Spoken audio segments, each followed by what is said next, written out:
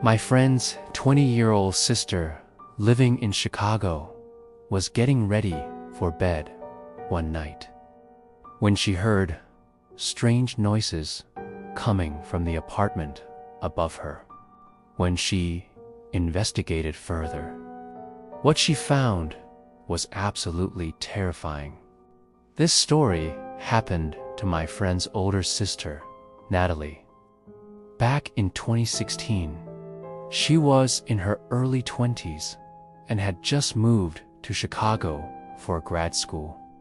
She didn't have much money, so she found a cheap studio apartment in an old building near the outskirts of the city. It was small, creaky, and kind of weirdly shaped, but it was hers, her first place alone.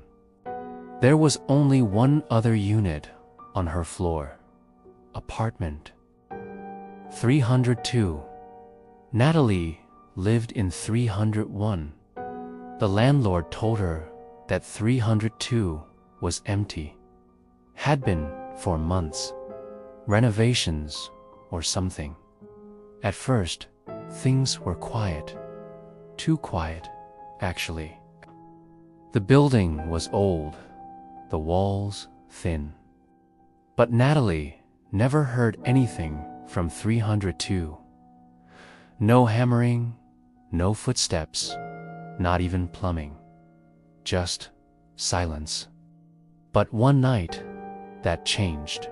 She was lying in bed around 2 a.m., scrolling through her phone, when she heard a sound above her, like furniture being slowly dragged across the floor.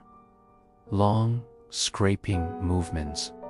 Then, a loud thump, like something heavy being dropped. Natalie sat up. She listened. Then, footsteps. Heavy, slow ones. Back and forth. Back and forth. They went on for about an hour before stopping. She figured maybe they started renovating again. She went back to sleep. Next morning, she walked past 302. She stopped. Something was off. The door handle had smudges on it, like greasy fingerprints, and the peephole was covered with what looked like duct tape from the inside. She knocked once, just out of curiosity. No answer. That night, she heard the noises again.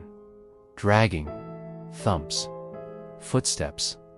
But this time, it sounded more erratic, like someone was pacing quickly. The dragging got louder, almost desperate. Natalie called the landlord the next day. "Hey, are there workers in 302 at night? I keep hearing weird noises." But the landlord paused. "What? That unit still sealed. No one should be in there." Natalie's stomach dropped. That night, she barely slept. Around 3 a.m., she got up to grab a glass of water. That's when she heard something new. It was coming from her closet. She froze. She opened the door slowly, holding her breath. Empty. But then she noticed there was a small ventilation grate near the floor in the back wall. She knelt down, and from the other side of the vent, she heard breathing. Someone was on the other side, breathing inches away from the grate. She called the police. When they arrived, they broke into 302. What they found inside made one of the officers vomit. The place was filled with garbage, food wrappers, bottles, rotting clothes, and on one wall, hundreds of photographs, all of Natalie. photos of her leaving for class, coming home, sleeping. Some were taken from behind her bedroom window, others through the closet vent. In the center of the room was a filthy mattress and a pile of journals. They belonged to a man named Thomas Leaney. Not violent, according to records, but deeply obsessed. He'd been living in 302 for 8 months. The landlord never knew. He would sneak in and out through the fire escape. Every night, he would watch Natalie through the vent, and every night, he'd write about her. The last journal entry said, "Tomorrow, I show her I'm real." He had written it the night the police arrived. Natalie never returned to that apartment. Her parents helped her break the lease and move back home. She didn't need to finish grad school. She just needed to sleep without checking her closet 20 times.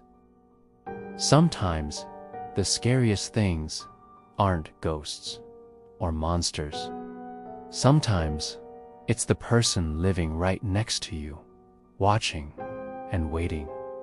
That will be it for today, guys. Hope you guys have been enjoying the content so far.